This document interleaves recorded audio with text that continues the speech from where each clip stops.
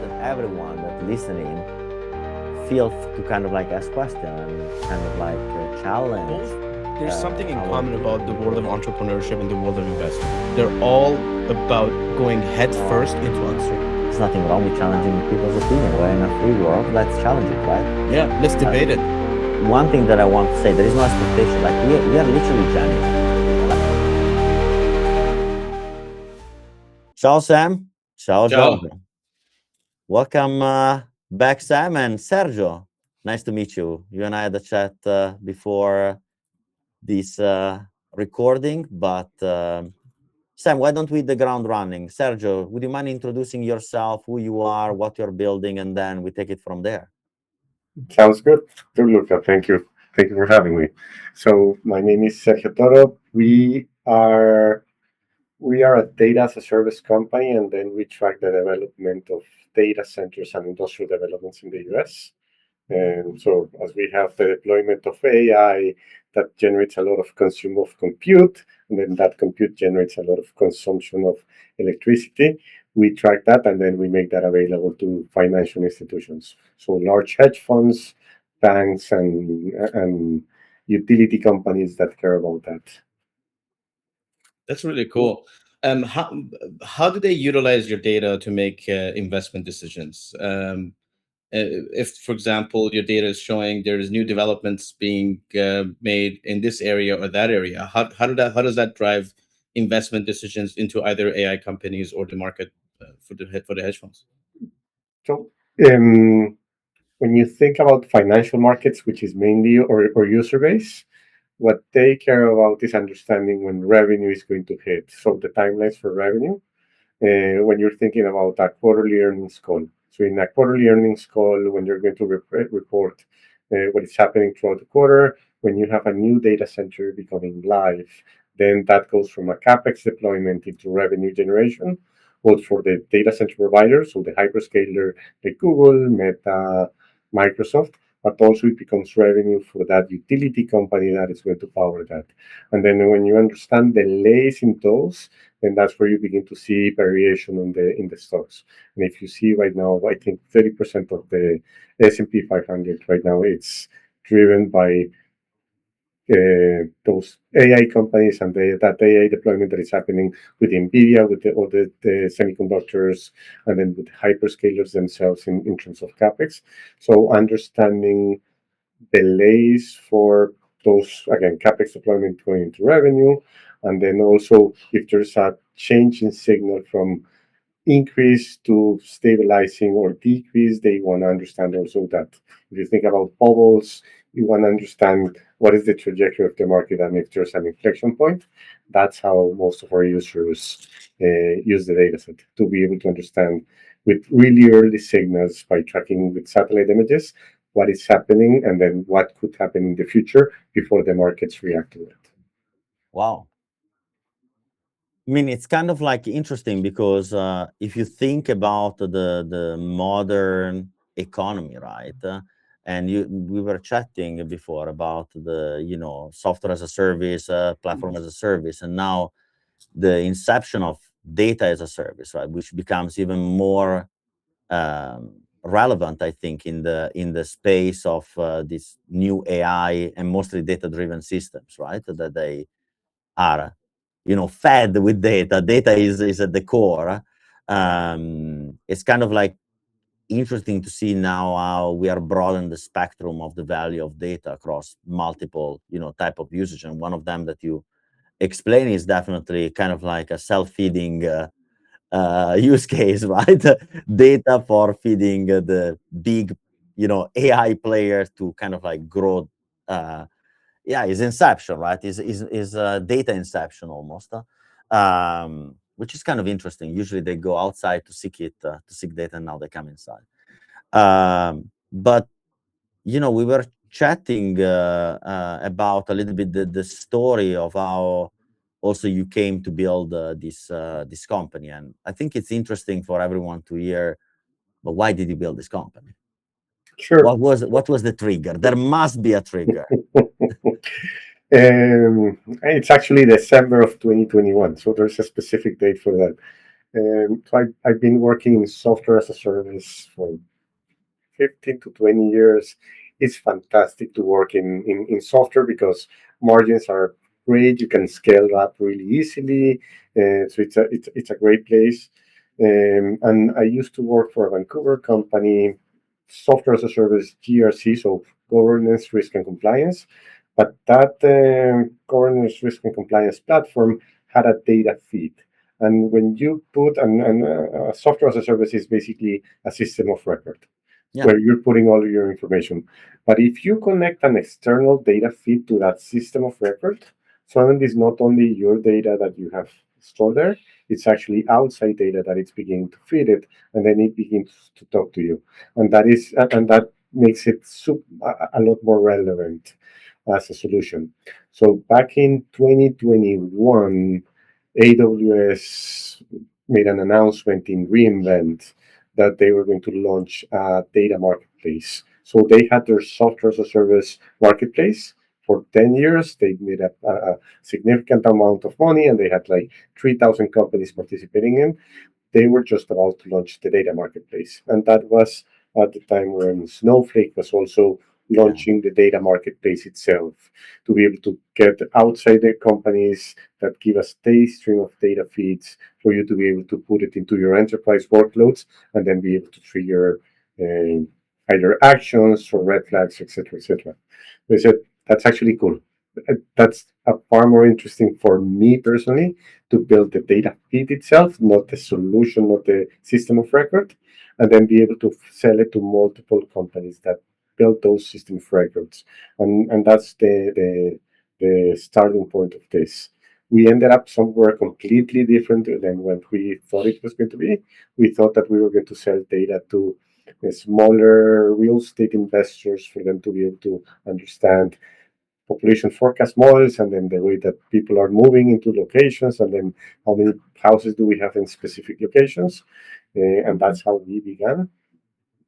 And remember, you told me you were gonna buy some properties for yourself, and Yeah, you had these questions, and you built this platform to answer your own questions. exactly.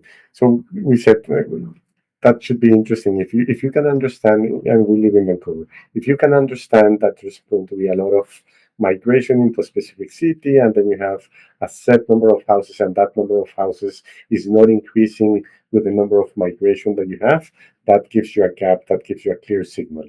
And if you go into another place and that was a few years ago. Now we have the opposite system, which is you have Toronto with a lot of housing units, not enough people getting into it. You have the completely different side of the equation. If you do something like that, that should be interesting. That should be interesting for you to be able to get signals of that. We put that out into the market. No one would care. No one would put their credit card. They would go in and look at the data and then get as much data as they can get for free. But no one would go in and then put your credit card information. But then what we saw is we began to get companies, so not people, not real estate, retail investors, but actually corporations going in and saying, we want this, but we want the underlying data. Can we buy it as a subscription? And instead of being a $50 subscription or anything like that, it was a $10,000 subscription. Far more interesting. So we began to work on that. And then as we began to see the evolution of the market, we began to see data centers begin to become a bigger part of the capex spend throughout the markets. And that's where we ended up talking to a couple of hedge funds, and then from the feedback that we had from those hedge funds, and then by working together with them, we were able to build a product that is right now used by 7 of the top 10 hedge funds in the world, and we have a nice number of clients that use our data set on a daily basis to be able to understand. So again, completely different from where we thought that we were going to end up, completely unexpected, but that's what being an entrepreneur is, which is doing multiple iterations, learning from those iterations, and then being able to put a product that actually people care about and want, which was not the first product. Yeah, no, absolutely. I mean, myself, been there, done it for the past 4 years in the loop, right? Is hard to find what they usually call product market fit, but especially because, and I think you mentioned, capex.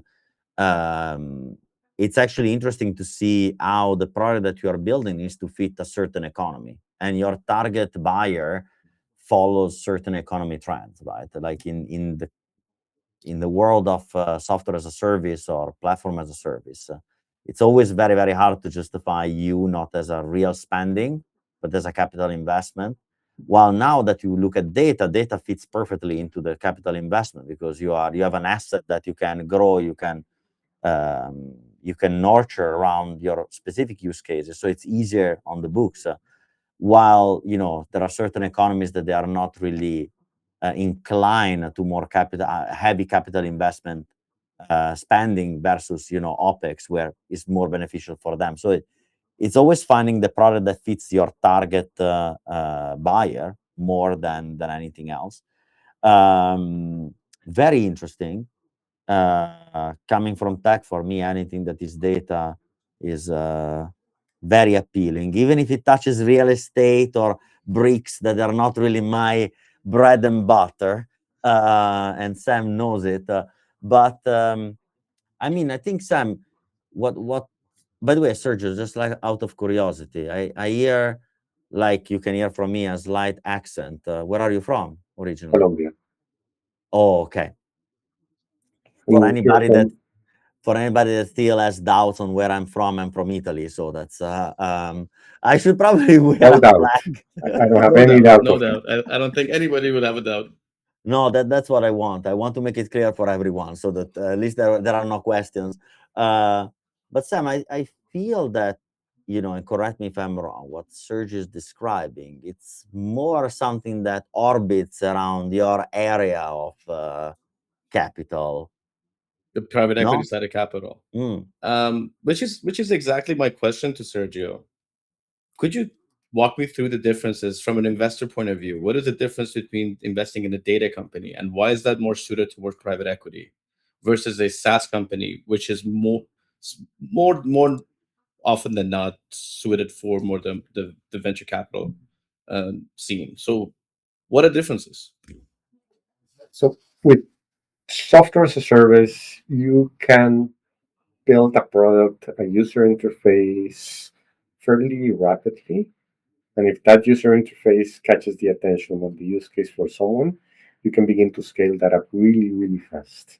You don't need to put a lot of investment in terms of being able to build that minimum viable product and then put it into the hands of your customers and then be able to generate customers, which is fantastic for venture capital because venture capital loves to see how can we work, how can we grow 10 times and really, really fast in terms of the product that you're putting into the market. Data doesn't work like that. Data, you begin to have your minimum viable product for data, which is a corpus. It's going to take you like 2 years, and the data is going to suck because it's too small. It doesn't have enough time. It doesn't have history. It doesn't have enough data points. So data, difference from a software, an application that you built, is going to take a lot more time for it to become relevant and useful for the market. So that's where private equity, so companies like BlackRock and love data services, but venture capital firms try to stay away from the actual building of the data itself. Data platforms are fantastic, but the data providers themselves Yeah. do take a lot longer for that. The flip side on that is that data companies are far more defensible in the future. So if you look at Dun and Bradstreet, that's a company where you have four presidents, I think, starting with Abraham Lincoln, were working on that company. S&P, that's 120 years old. Bloomberg itself, that has 50 years old, and Exactly. no one is going to come even closer to taking out Bloomberg. If you say you're a Bloomberg killer, you're completely unaware of the kind of integrations that they have. So getting started in data is super hard. It's going to take a long time, and you're not going to be the right fit for VCs. But if you can get a start in data, it's super easy for someone else to catch you because if they spend 5 times the amount, they still don't have the history. It's going to take a lot longer for them to catch up with you, because as they catch up with you, then you begin to advance even further. So data companies are far more defensible and last a lot longer in terms of time.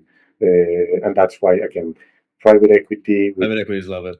very stable growth rates, very defensible products, we tend to center around more data companies and things like this. And correct me if I'm wrong, if you're backed by the private equity side of things, usually the expected growth rate is also a lot more sustainable than what is expected from a venture capitalist. Venture capitalists usually expect hyper growth revenue year over year. What are you seeing in terms of expectation of growth from your private equity investors? So we don't have institutional investors in our cap table. And I'll make this statement: we like it like that, and we want to stay like that because it makes us sleep better at night, and it makes us make decisions a little bit easier. Um, So private equity will have an expectation that you're not growing 10 times in a year, or you're not growing 3 times in a year. You may grow at 20, 30%. So if you apply the rule of 10, the rule of 40, which is grow at 20%, but then have an EBITDA at 20%, and then those two sum up at 40, you're good. If you're growing at 10%, which is a slow growth rate, that your EBITDA is at 30% and that's 40, then you're in a good position. So they don't expect anything above 40%, and 40% is a really high growth rate for what it would be for something like private equity or growth equity, which is a newer way of companies thinking about investing, which is not truly private equity, but a slightly different approach. Venture capital is going to say, no, you have to, as Lucas said in his businesses, you have to grow 10 times, and then within 3 years, I want to see how can within 5 years or 7 years of my LPs, because of the fund that I need to deploy and then be able to put that money, I need to see that kind of growth within that specific time frame. Private equity will most likely sell that company to another private equity that is up in the chain, and then that asset begins to change hands from one private equity to the other one, because you're not looking for an IPO, you're looking for more a steady growth rate. Very Yeah, I think interesting. Very cool. Go ahead, Luca. no, I think actually it's super interesting, Sergio, what you're saying, because I think nowadays we also lost a little bit touch with reality as entrepreneurs. We um and Sam and I had a brilliant chat during one of our in-person events about exactly the turning table and the kind of like changing the platform as a service economy and software as a service. And what is kind of interesting is what you just said, right? When you build a company, you should have very, very clear that what you are building fits a specific growth path. You cannot expect a data company to have hyperscale growth, because you base more on resiliency, um, basically of your business, because you know that whoever buys your data is never going to stop. And the Bloomberg example is a brilliant example. Like, it's I had this chat recently with someone, and they told me AI can build the Bloomberg dashboard in no time. And I said, "You foolish! Like, are you crazy? The Bloomberg is the safest. Like, they control the data, so they basically can control whatever AI outcome is generated. They control the customer relationship, find an AI agent that can build that relationship. But most likely, what you just said, how can you get rid of them? You're never gonna get rid of them. They're gonna be there like forever. Like, Bloomberg is Bloomberg for a reason, right? And I think the optic that you just brought is very, very interesting, especially for us that we talk about capital growth, and especially what is actually, because Sam and I has this beautiful kind of like back and forth where I always say that building a company, and I take full accountability in saying that, because I said it in front of our investors, in front of group of people. As an entrepreneur, when you build a company, you need to immediately think about the liquidation event. Like, you need to build it targeting that liquidation event. You build a software because you are targeting an exit. Can be an IPO because you are a unique selling point on the market, so you have dominance, or you are going to be such a huge pain for one of the big players that are going to buy you out. So in both cases, a nice big bag full of cash and walk as fast as possible. But that's a very interesting thing, right? Because it sets really you as a CEO, as an operational person, sets basically the direction of how you lead this company towards that goal, right? And also sets your promise, as you just said, to your entire cap table, to the people that are invested. So I think it's a very good angle that you brought. Sorry, I'm a big talker, but I didn't want to cut Sam. But you already asked such a great question that I didn't know what to actually ask you. So I just took the ball and passed it back, as Sam loves, because he's a good tennis player. Terrible one. But I was just thinking, I made this huge preamble to that.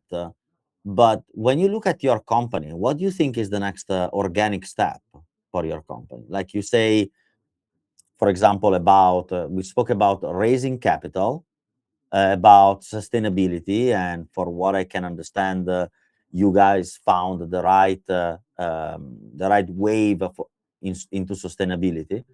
But where do you see the company? Like if we think about that liquidation event, right? Well, where do you think for a data company, or if you want to also be specific in your case, but where do you see that liquidation event for a data company? What is the strategy of a data company? So I'll answer this two ways. One is, what is the liquidation event? What is that liquidity event for a data company? Which is completely different than what we're thinking and what our Yeah. investors are thinking. So again, I think private equity is a fantastic way to go about a data company having a liquidity event being bought out. So you can begin to have a data, and then you set up a data platform, and then you begin to buy. So you become the strategic, and then within the strategic, you begin to buy the add-ons. And the add-ons are smaller data companies. So you can begin to become a bigger platform. And then as a bigger platform, then you can go into KKR or again, BlackRock for a data company for 32 times revenue, which is insane.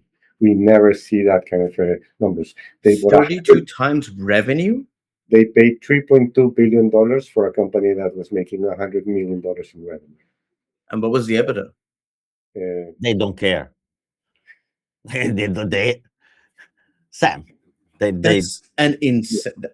I have to wrap my head around that number. That's it is number. an insane number. It is an insane number. But again, it's a liquidity strategy or a liquidity exit for a data company is either you're buying data companies or someone else will buy you, and it's most likely going to be private equity that is going to be the one that is doing that, and then you can eventually go into IPOs. Data companies are not high growth. It's not Google or Amazon or anything like that. So they're going to have a slightly different way of thinking about when you do an IPO. So that's the path itself. For us, my initial thought it was going to be, and comes from my ignorance, my complete ignorance. When we started, we thought, oh, let's talk to venture capital. And we learned really fast that we were not the right fit for venture capital. I did not know that before. And then we learned, oh no, it's actually growth equity. It's actually private equity, and then within private equity, it's actually growth equity, the right fit for us. But then, as we were looking, so we were not able to raise funds from venture capital. Then we began to focus on our customers, on the revenue. We began to generate revenue. We began to generate cash. So we were cash flow positive last year. This year we're cash flow positive. So we're in a position where we can grow without having to fundraise. So that takes us to a liquidity event for us. We are not looking for a liquidity event because we can become ourselves a private equity firm. And what I mean by that is, instead of selling it to another company, we can just keep doing this for the next 40 years and then begin to buy little data companies and then put them into our portfolio and then make them that portfolio of data products available to our customer base. And our customer base is quite interesting. So the objective for us as a company is we want to keep doing this for the next 40 years without an exit strategy, with a clear liquidity event, which is go to IPO, so we can generate a way for our investors, if they want to exit the position, to be able to do it on the markets, or we just buy them out. But for the main investors of the company, we don't have an expectation that we want to have an exit strategy. Is more giving smaller liquidity events throughout the history of the company, but then keep growing the company like that. And I think I saw this on an episode of Acquired, which is that really nice podcast on the history of companies. When you look at the Fox News and News Corp, it's basically that. It's basically buying smaller newspapers in Australia, then going and buying bigger newspapers in England, and then going and buying TV stations in the US, and then growing that company. If you look at Hermes, it's the same thing. If you look at LVMH, it's the same thing.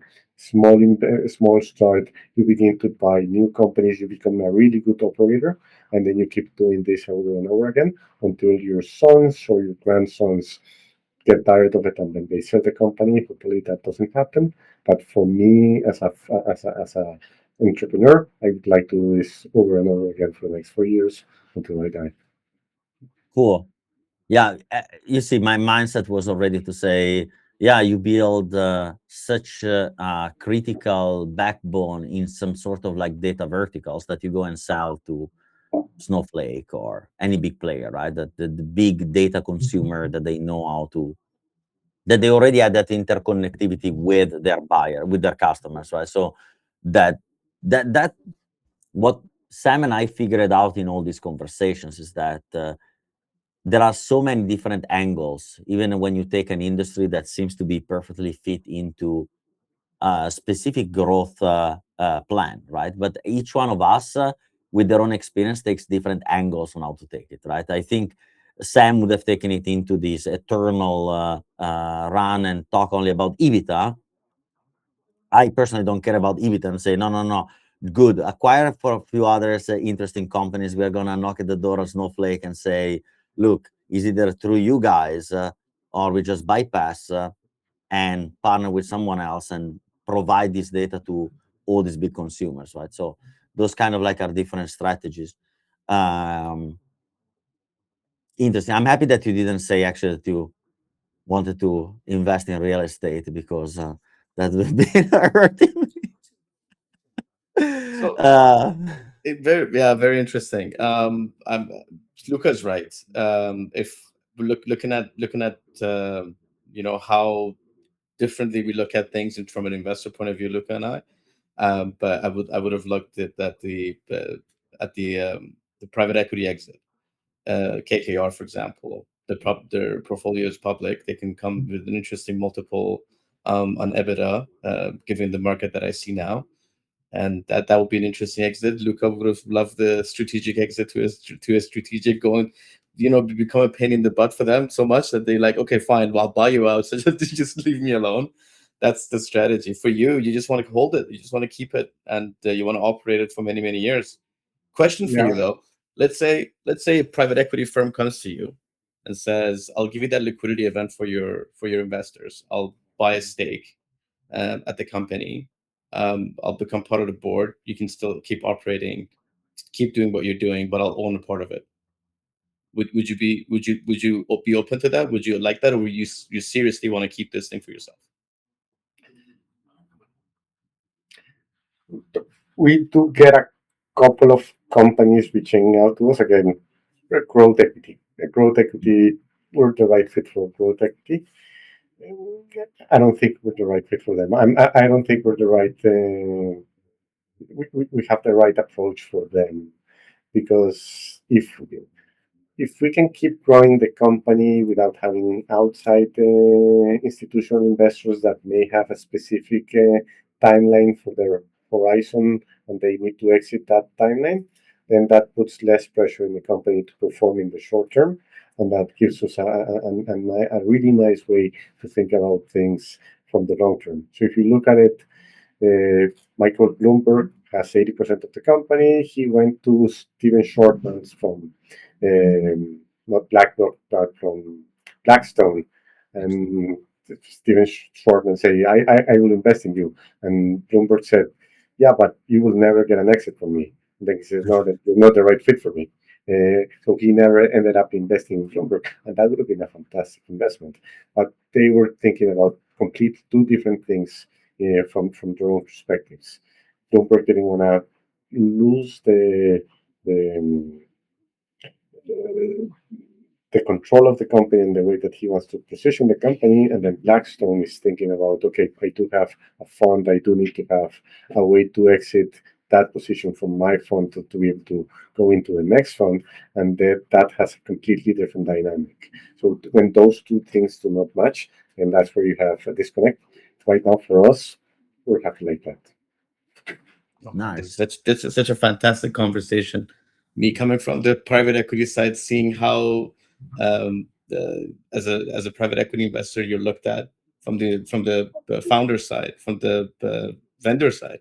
It's good insights, Sergio. Yeah, it's a Definitely. great insight. I think it's a phenomenal insight, Sam, because I think if you see in what Sergio was saying, I think there's also the aspect of legacy, right, from the story that he told us, which is something that we sometimes ignore in the modern building company, especially in tech. There is no sense of legacy anymore. It's about money, which I adore, and I don't hide, but the legacy aspect is very important, right? Is this kind of like not old, but like more traditional, long running businesses, right? And I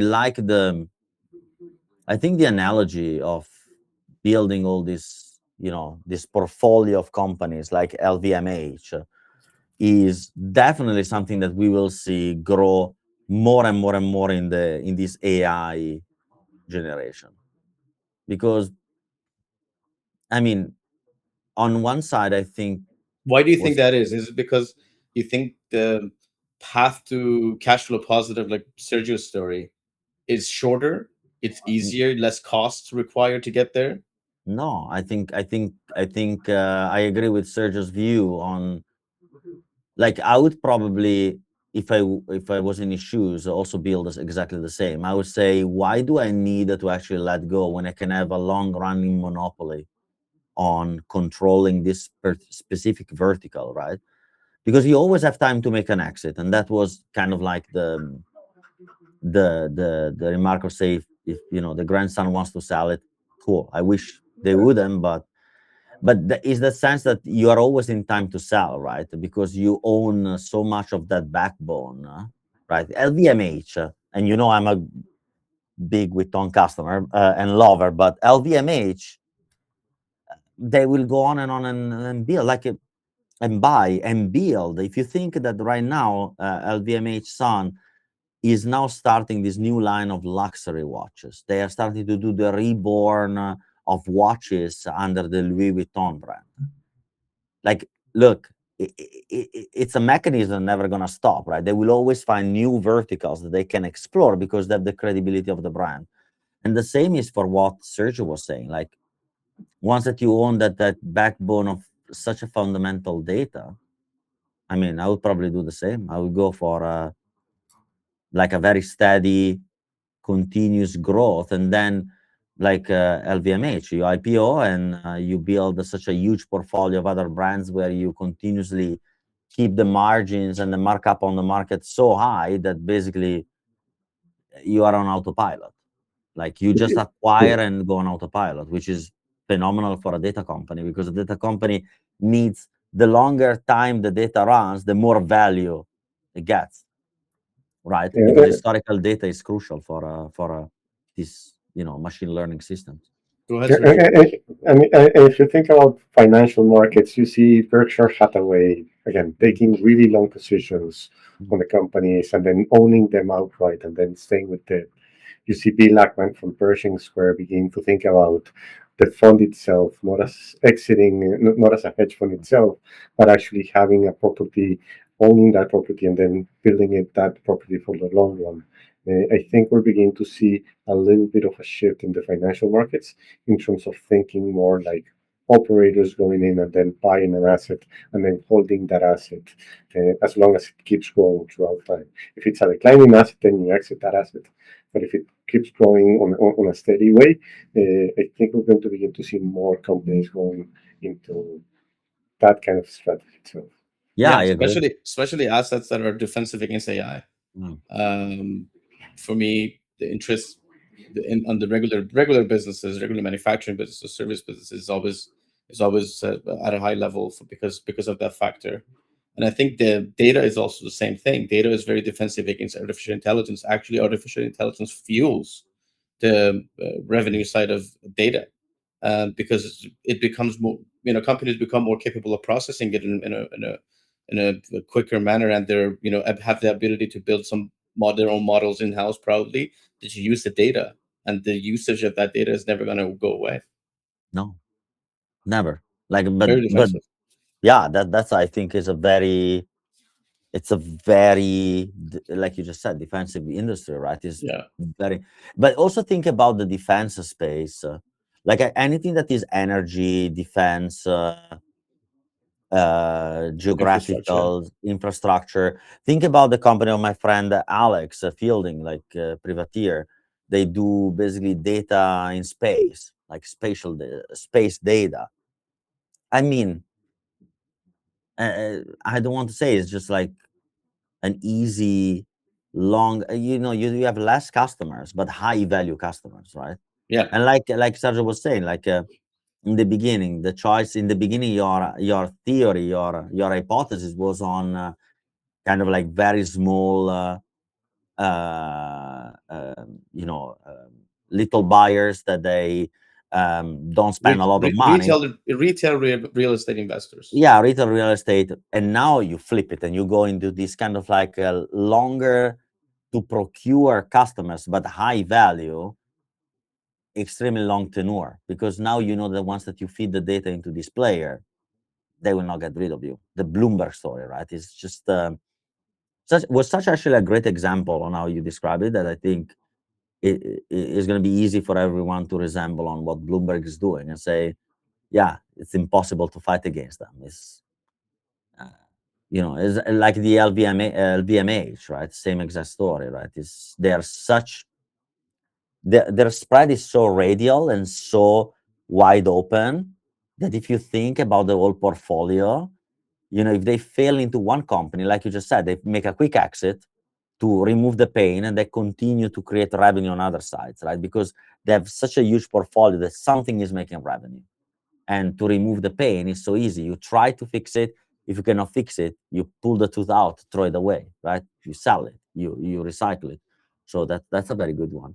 Sergio, we're getting closer to Yeah, the end of the podcast, but before we log off, I'd love to learn from your insights. You're seeing tremendous amount of data on the data center side, on the infrastructure of development of artificial intelligence. What can you share with us? What are you seeing that's exciting you and that's interesting to you? So I don't think anyone saw this really coming in terms of the amount of AI compute that it's needed now that we have artificial intelligence, and if we go into AGI, we need to see what that is going to look like. But what we're seeing is uh, a constant. One is this is the area where the most amount of capex is being spent by far in any kind of industry. We're talking about $200 billion a year for a single company, which is AWS, in a single financial year. That is more than anything anyone is investing in any kind of company. So it is a significant amount of investment in compute. And we expect that compute to continue to grow because right now we're doing queries for AI by text. So you're asking Claude or ChatGPT to give you an answer. But if you begin to go into robots, so robots meaning cars, self-driving cars, and then autonomous robots like the autos using AI by consuming video and then being able to put an output that is significant, that is exponentially high more data that they have to compute, that they have to consume. The compute that they are going to use is exponentially higher than a single ChatGPT query. So we see a world where energy demand is going to continue to grow. So you have compute that is growing, but for you to be able to get to that compute, you need electricity. And then what we see in the next couple of years is a really constrained market for electricity generation. And that's why you see companies like GE, Renault, and Siemens, and all of those shutting out through the roof in terms of their market cap, just because of they produce the engines that will be able to generate electricity. I see a world in the next 5 to 10 years where that is going to continue to increase. The demand from compute, the data centers being built for that compute, and then the necessity for electricity to be able to build that compute for our everyday lives. And that's a completely different world where we came from 3 years ago, and it's an interesting thing to be in. Bottleneck is electricity development By far. Yeah, by far. Yeah. I It's not heard a about real statistic. estate. Huh? I had heard a statistic saying that AI is going to consume all of the electricity that's being produced by 2030 in 2030. 100%. That's like, it's going to consume all of that. Everything else is going to be left. There's nothing else going to be left for people. That's how much electricity we have to develop in order to get to the demands projected in 2030. That's Yeah. insane. Now I can finally go back to my dad and say, Dad, I told you that my nuclear physics degree would have helped me somewhere in time, right? I would not Yeah. end up working in an ice cream shop. Now I can. Small see? nuclear reactor, small nuclear reactor, Well, uranium. nuclear is actually where there's massive amount of investment, because the Yeah. question is, Yeah. can we produce that energy without nuclear? Yeah. And the answer, to be very honest with you, unless we don't create more lakes on mountains and drag waters down and try to basically generate electricity from there, where do we generate? That's not going to be enough, and it's too harsh on the environment. Exactly. Yeah, I think until we have a true working sustainable fusion reactor, nuclear fission is going to be the short-term solution. 100%. But we are, and I mean, we are gonna go. Probably this is for another chat, but we are gonna end up into this infinite loop of, now we wasted so much, primitive material in the past, and now there's also scarcity of nuclear active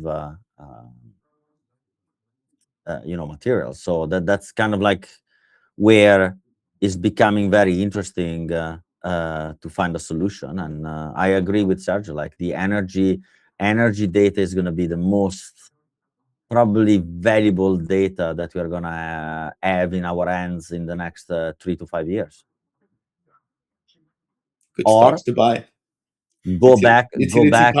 Utility power producers, go buy their don't take us as advice. Go buy their stocks. Can you imagine now that we increase the stock value for all this, because nobody realized, don't invest in crazy stuff, invest in the production of electricity near you. Simple. And now you see, look, Sam, I told you and I started this trend going to the gym when we started to go on our bike and start to do and generate our own electricity. The bike at the gym, the display is powered by you cycling, right? Soon we will need to do it for everything at home. So right. AI, if you wanna your robot to work, you gotta get on the bike. Is where humans become the is the matrix, kind of like the food for machines. Anyhow, with this, we had a beautiful chat, Sergio. Thanks a lot for the time, for these 40 plus minutes that we could chat. And we are looking forward to see you maybe at one of our events and continue this chat. But till then, we want to thank you. We're going to add all the links to your company and so on at the bottom, so everyone can find you.